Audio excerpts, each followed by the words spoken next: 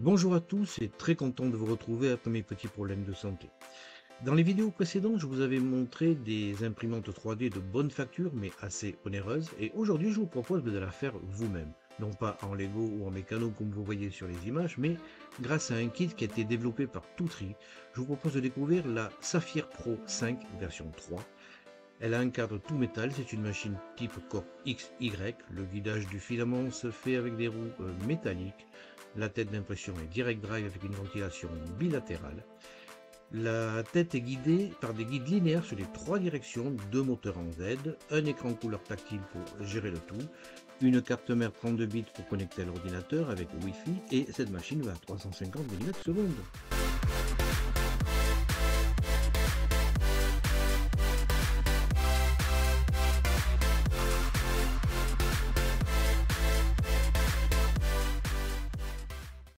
Le colis contenant tous les éléments est assez volumineux et lourd. Toutri m'a gentiment envoyé ce kit de construction pour dire honnêtement ce que je pensais de cette machine. Et vous aurez deux plaisirs. D'une part, construire votre machine par vous-même, vous pourrez la dépanner plus facilement. Et vous aurez au final une imprimante de très bonne qualité pour un prix plus que correct.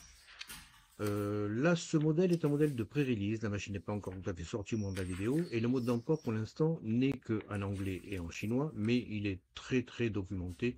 Ce qui fait que ça ne devrait pas poser de problème. Les points de détail, on va les voir ensemble. Il y a en effet quelques manques dans le mode d'emploi.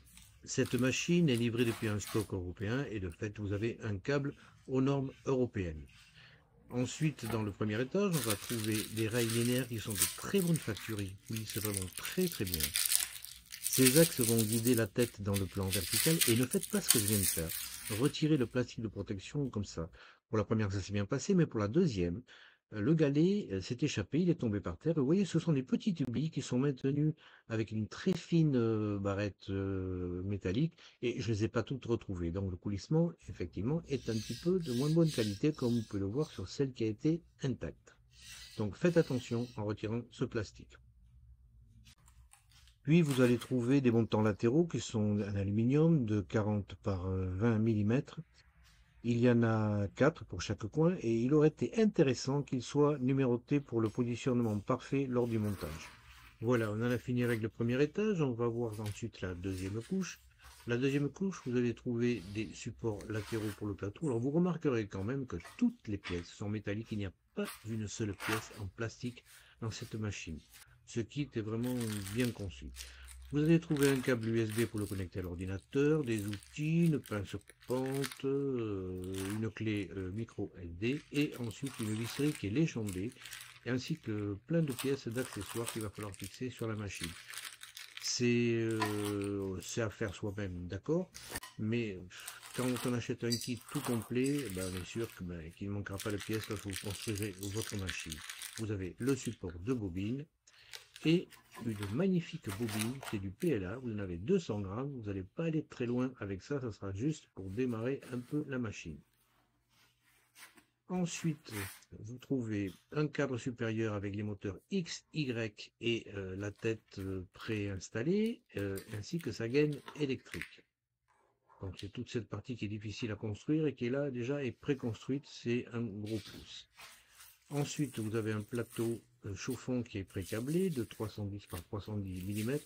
C'est un plateau qui est en 24 volts, je pense. Je ne pense pas qu'il soit sur courant alternatif.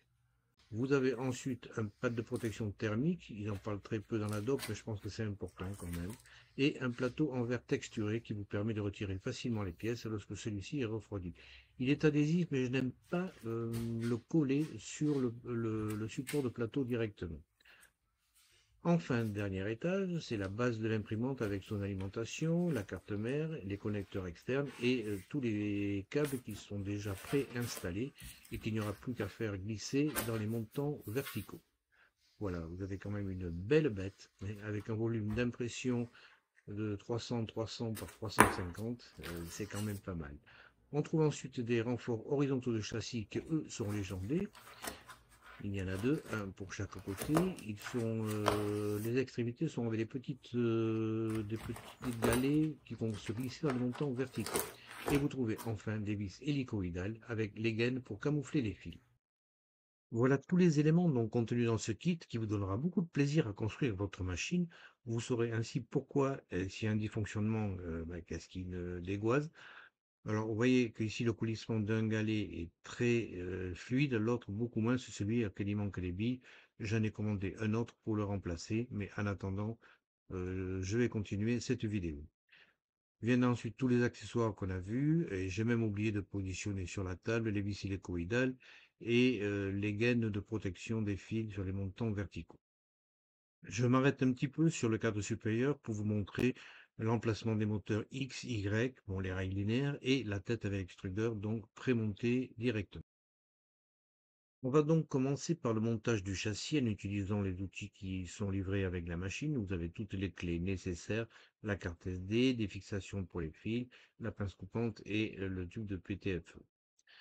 En fait de montage, on va commencer par démonter pour voir un petit peu l'alimentation. Alors là, elle a une ventilation qui est un petit peu bruyante. Sur la partie gauche, vous avez tous les câbles qu'il faudra brancher à la machine. Et sur la partie droite, vous voyez, ils sont bien fixés. On a un autre ventilateur ici. On a un couplage par courroie des deux moteurs Z. Sur la partie haute, la carte mère avec deux autres petits ventilateurs. Donc ça fait un total de 1, 2, 3, 4 ventilateurs pour le châssis, mais le plus bruyant vraiment c'est celui de l'alimentation. On commence par mettre en place les patins. C'est la première étape, donc là c'est très facile. On a les vis qui sont dans une poche à part et on visse 4 patins en caoutchouc à chaque coin de la machine. On va commencer par la mise en place des montants verticaux. Et là, c'est dommage qu'il n'ait pas été référencé, parce qu'il y a une encoche qui doit être positionnée vers le haut du rail et du côté extérieur lorsqu'elle est insérée dans la machine. Le côté lisse également doit être vers l'extérieur de la machine, donc faites bien attention à ces deux points de détail lorsque vous les mettez en place. Les vis sont des vis M5 par 16, elles sont dans un sachet, et je vous conseille de commencer à mettre les deux montants du même côté de la base pour plus de facilité.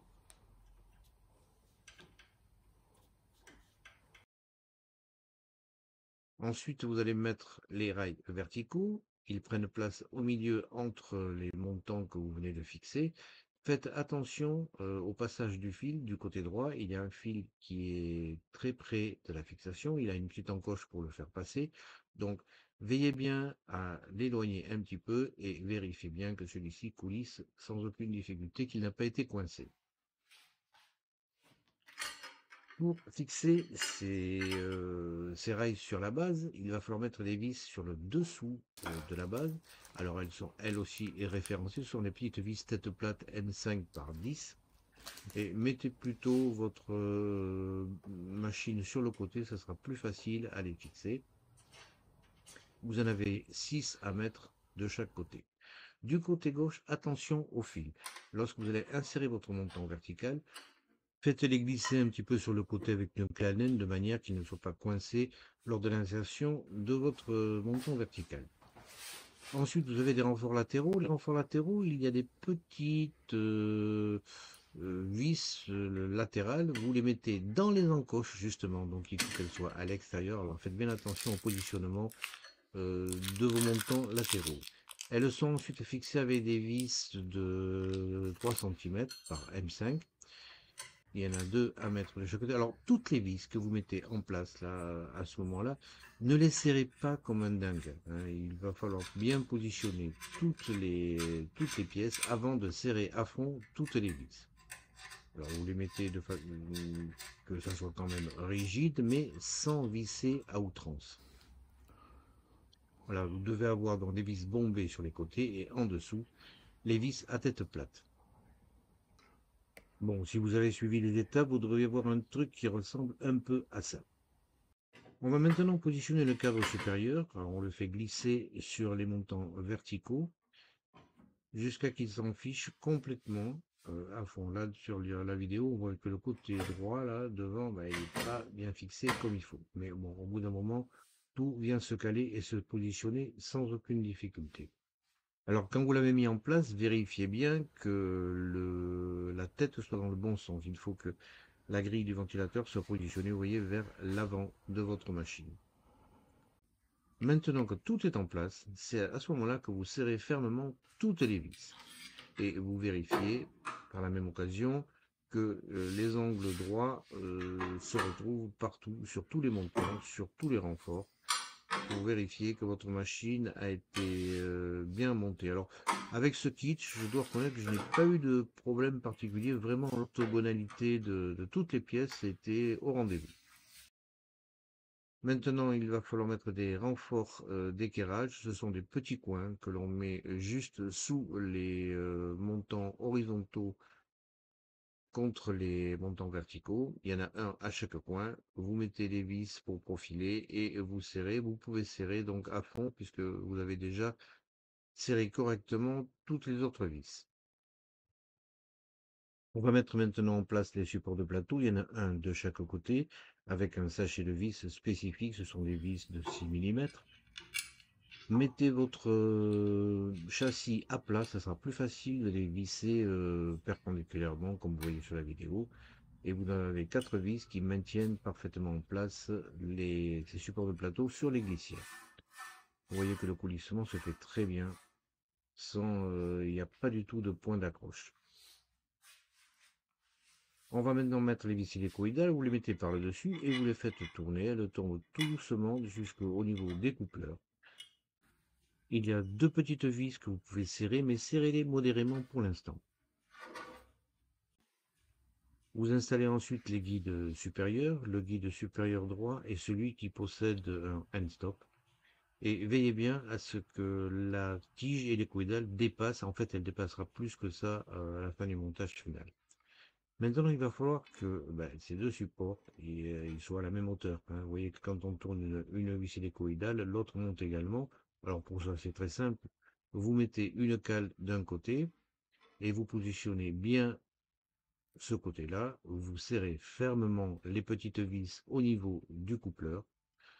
De l'autre côté, vous venez remettre la même cale. Les vis n'ayant pas été serrées très fort, vous allez pouvoir faire baisser votre plateau. Bon, ici, ça arrive à la même hauteur que j'avais déjà fait auparavant. Et vous resserrez le deuxième coupleur fermement. Une chose qui n'est pas mentionnée dans la documentation, pensez à retirer les caches de blocage des glissières. Ils sont utilisés uniquement pour le transport. Retirez les 4. Le montage du plateau. Dans la documentation, il est spécifié que l'installation de la protection est optionnelle, mais je vous conseille vraiment de mettre cette protection thermique. Alors faites attention en retirant le plastique parce que vous risquez d'arracher une partie du collant, c'est assez fragile ce genre de plaque. Bon. Vous la positionnez bien au centre du plateau. Ce simple isolant permettra une linéarité dans la température de votre plateau et je pense que c'est important de le mettre, d'autant plus que ça prend 2 secondes et demie. Voilà, il est collé et en place. Bon, maintenant on va retourner le plateau et on va le mettre. Alors, il n'est pas vert, hein, c'est un plateau qui est argenté, donc pensez à retirer le film protecteur. C'est un plateau chauffant, ça c'est du plastique. Si vous faites vos impressions avec ce film vert, vous aurez des surprises. Il existe ensuite un autre sachet contenant tous les éléments nécessaires pour la fixation du plateau, avec des grandes vis, des ressorts bleus et ensuite des vis qui vous permettront de faire le réglage de votre plateau. Pour les fixer au départ, vous les faites juste tourner comme ça, sans serrer. On fera le réglage du plateau par la suite. Voilà, votre machine est prête. Vérifiez bien que votre fil de chauffage du plateau part par l'arrière de la machine. C'est tout bon. Maintenant, par-dessus, vous positionnez le plateau en verre. Le plateau en verre a un autocollant. Enfin, on peut, mais j'aime pas trop coller un plateau d'impression sur un support de plateau. En effet, si celui-ci vient à casser un jour, s'il est en verre, hein, vous aurez que le plateau en verre à remplacer. Alors, faites attention, lui aussi a un fil de protection très fin sur le dessus. Pensez également à le retirer. Alors, pour le mettre en place, plutôt que de le coller, j'avais utilisé des petites pinces comme ceci, que vous mettez à chaque coin. Mais en fait, en regardant un petit peu dans le kit, il existe des pattes de fixation qui permettent de coincer le plateau. Donc, tout a été prévu. Il faut juste mettre un petit embout en silicone sur la partie qui sera au contact du support plateau. Vous le vissez ensuite sur la patte en U et elle viendra se fixer comme ceci. Vous pouvez la serrer à la main ou avec un petit tournevis pour que bien la mettre en place. Voilà. La gaine électrique a également une patte de fixation. Vous la serrez modérément pour l'instant. On fera le réglage ensuite de sa longueur par la suite. Le support de bobine vient se fixer sur le côté gauche arrière de la machine avec des vis pour profiler. Je le trouve un peu petit, mais non, ça va. Et on peut mettre des bobines de 1 kg sans difficulté. Voilà, on a tout construit. On en vient maintenant au branchement électrique. Alors, sur la partie arrière de la machine, vous avez une petite trappe qui va vous permettre de récupérer tout un amas de fils qui sont cachés dans la base de la machine. Vous retirez tous les fils, alors vous fouillez bien parce qu'il y en a beaucoup et voilà quoi. Vous avez tout ça à brancher, mais on va voir, c'est quand même bien indiqué, sauf pour un branchement que je vais détailler un petit peu avec vous. Voilà, vous avez sorti tout votre paquet de fils, fouillez encore et ouais, il en reste encore un petit. Voilà, on a tout retiré. Maintenant, les branchements sont assez simples. Vous avez d'abord à mettre les fils qui sont collés sur le plateau. Vous décollez votre fil et vous le faites glisser dans une gouttière de votre montant vertical. Là, c'est pour le moteur du X. Il y a un détrompeur, donc vous ne pouvez pas vous tromper. Vous le mettez ensuite dans une gouttière et vous le recouvrez avec un petit cache. Ça permettra d'avoir ainsi un look beaucoup plus propre. Les premières versions de cette machine avaient une gestion de la connectique qui était catastrophique. Bon, là, c'est quand même beaucoup plus propre. Une fois que votre fil est en place, avec le cache, vous voyez que ça reste vraiment très très propre. Bon, même chose pour le moteur Y. Je ne vais pas détailler, c'est la même chose, mais du côté opposé. Le troisième fil scotché sur la base correspond à celui de l'endstop Y. Vous allez dans tout le fatras de fils que vous avez sorti de la trappe, vous allez trouver un fil référencé Y que vous connectez sur le fil qui vient du haut de la machine. Voilà. On va maintenant connecter tous les fils qui sortent de la trappe et ceux qui viennent de la gaine. Alors, ils sont référencés pour la plupart. Le plus facile à connecter, c'est le plateau chauffant. C'est une grosse prise jaune avec des trompeurs.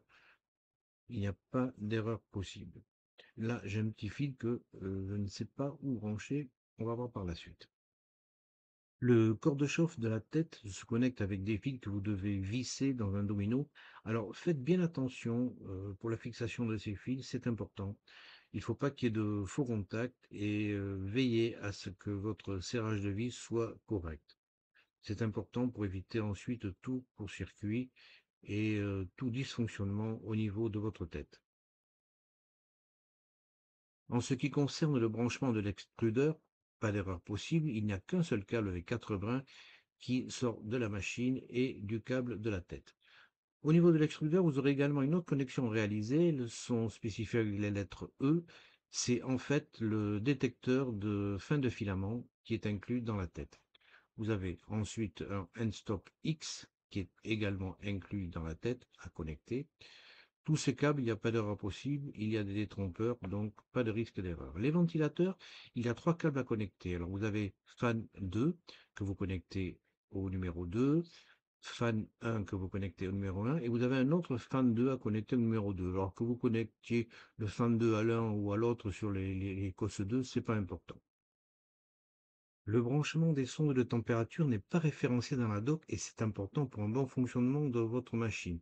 Alors vous connectez les fils comme ceci. Les 2 fils blancs qui sont issus de la tête, vous le connectez au connecteur A et les 2 fils jaunes pour le plateau vers le connecteur B. Voilà, toute la connectique a été réalisée. Il ne reste plus qu'à remettre tout en place dans la trappe. Alors vous mettez ça un petit peu en vrac. Faites attention de ne pas débrancher les fils lorsque vous remettez tout en place. On va remettre ensuite le couvercle par-dessus et on a ainsi, vous voyez, un fini qui est quand même très esthétique avec tous les câbles qui sont parfaitement camouflés. On ne voit rien du tout sur cette version 3. Il existe même des serre-clips mais qui ne servent pas à grand chose parce que c'est vraiment bien conçu. Bon, on arrive à la fin du bricolage, l'installation de la gaine de PTFE. Alors faites attention que l'extrémité qui va se connecter à la tête soit parfaitement plane et vous la coupez avec un outil adapté de manière que la connectique sur la tête se fasse sans aucune difficulté et de façon fiable. Le fil va ensuite coulisser sur le côté, vous le coincez à l'emplacement de la gaine et il arrive au niveau de la bobine. De mon côté, j'ai utilisé les serre-clips pour sécuriser les câbles au niveau de la tête et également empêcher un glissement au niveau de la fixation supérieure sur le châssis. Avant d'installer ces deux derniers serre-clips, vérifiez bien que le mouvement maximum de la tête ne soit pas du tout gêné et que le câble électrique et la gaine de PTFE puissent arriver au niveau de la tête sans qu'il y ait de tirage extrême sur ces câbles. Voilà, bah écoutez, tout est fait. On va maintenant mettre un autre circlip à ce niveau-là pour ne pas que ça bouge. Et c'est terminé. L'accès à la carte mère peut se faire par le dessus de la machine. Une petite trappe vous permet en effet de la découvrir. C'est une carte 32 bits, une Makerbase Robin Nano version 3.1. Vous avez 4 drivers de connectés avec un double connectique au niveau du Z et un module Wi-Fi qui est inclus dessus. L'une des plus grosses modifications apportées sur la version 3, c'est l'installation d'une commande de filament par Direct Drive. Avant, la machine pilotait le fil avec un tube Bowden. Maintenant, tout est intégré dans la tête. Vous pouvez la démonter en sortant le cache frontal et un cache dorsal qui sont maintenus par des petites vis. Et cette tête est assez complète. Vous avez le switch limite en X, c'est ce petit bouton orange qui est intégré complètement dans le corps de la tête. Il y a une protection au niveau de la buse en téflon que vous pouvez retirer. De chaque côté, vous avez un ventilateur et également un ventilateur central pour le radiateur. La buse livrée avec cette machine était une buse de 0,6 sur cette machine de pré-release. Alors 0,6 quand vous envoyez du filament, ça vous donne un truc gros comme une allumette. C'est vraiment, j'avais jamais vu ça avant. J'avais jamais utilisé de buse 0,6, c'est à tout dire. Tous les câbles sont intégrés dans le corps de la tête, à savoir les sondes thermiques, les câbles pour les ventilateurs, le câble du corps de chauffe, l'extrudeur et le switch pour le X. Ils sont relativement bien agencés, ce qui fait qu'une fois tout en place, vous avez une tête qui reste très compacte et qui ne représente pas un poids énorme cependant. Il faudra cependant veiller, lorsque vous remonterez la tête, que le câble de l'extrudeur ne vienne pas interférer avec le switch en X qui est situé juste en dessous. Donc laissez un petit peu de jeu à ce câble. L'extrudeur est gérable avec une gâchette. La fixation des courroies se fait par l'avant et fait le tour des poulies et revient ensuite par l'arrière. C'est fixé avec des zips, mais je n'ai pas trouvé de réglage de la tension des courroies. L'extrudeur est entièrement métallique avec une poulie centrale qui commande 2 roues avec gorge. Bon, on va lancer maintenant le premier test pour voir un petit peu ce que ça donne. Vous retirez la petite carte micro SD du support qui est livré avec la machine. Alors, je ne comprends pas pourquoi ils ne mettent pas des cartes SD. C'est beaucoup plus facile à mettre en place que ces toutes petites cartes, surtout quand on a des gros doigts. On met l'interrupteur en marche et au premier allumage, on va avoir l'écran qui présente un petit logo tout gris et le menu d'accueil. La première chose qu'on va faire, c'est un point Home Machine. On appuie sur l'icône en question et on valide All pour que la tête se déplace en position X, Y et Z 0. Elle se déplace sur la partie arrière gauche de la machine et le plateau, petit à petit, vient faire un Z0 au contact de la tête. Pour réaliser la mise à niveau du plateau, une icône vous indique le point qui va être mis à niveau, c'est le point 1, c'est-à-dire le coin devant gauche. Vous cliquez dessus et automatiquement la tête vient se positionner au point 1. Alors là, il va falloir prendre une carte cartonnée comme une carte de visite. Vous la positionnez sous la buse et la rotation horaire rapproche le plateau, la rotation anti-horaire éloigne le plateau. Vous serrez jusqu'à ce que votre carte soit un petit peu coincée comme ceci. Ceci fait, vous retournez sur l'écran, le point 2 maintenant va être mis à niveau, vous appuyez sur Level la tête vient se déplacer sur le coin opposé en face et vous faites la même manipulation. Alors les mises à niveau, c'est à faire de temps en temps. Quand vous avez des impressions qui ne sont pas de très bonne qualité, vous refaites la mise à niveau, mais ce n'est pas à faire très souvent. Le système va ensuite aller vers le point 3. Alors je vous refais par le détail. La tête maintenant va se positionner au point 3 qui est à l'arrière droit. Et en appuyant encore une fois sur Level, le système va aller au point 4 pour refaire la même manipulation. Alors c'est relativement vite fait. Il existe un cinquième point, c'est le point central, que lorsque vous appuyez, la tête vient se positionner au centre du plateau et vous refaites encore la même manipulation. Ceci fait, il va être possible de lancer une impression. Vous avez mis votre carte micro SD. L'affichage de la pièce se fait en 3D sur l'écran. On va la sélectionner et lancer l'impression. Alors j'ai quelques petites bubbles de PLA, mais c'est le premier test que je fais là, à ce niveau-là. L'écran vous montre la progression. Alors il y a une icône d'outils, mais je ne sais pas très bien à quoi ça sert et j'ai pas trop osé m'y lancer dedans encore. Je vais vous expliquer ça dans la vidéo suivante. Notamment le 10%, je ne sais pas très bien à quoi ça sert.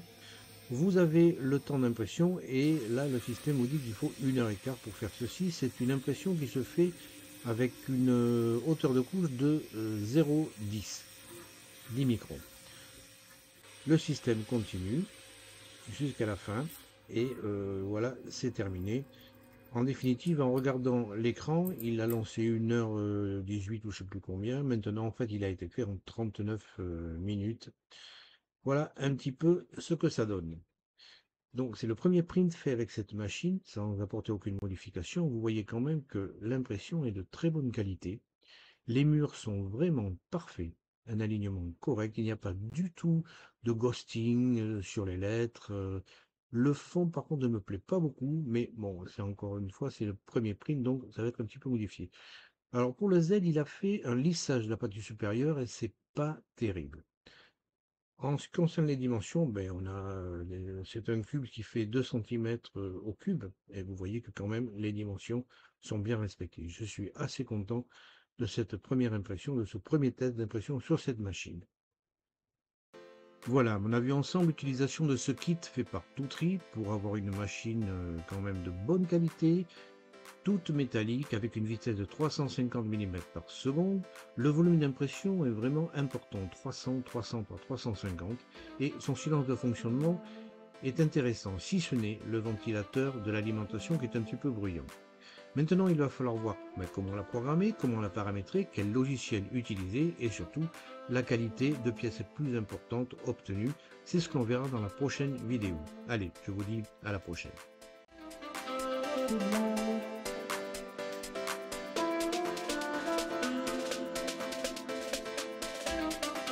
Thank you.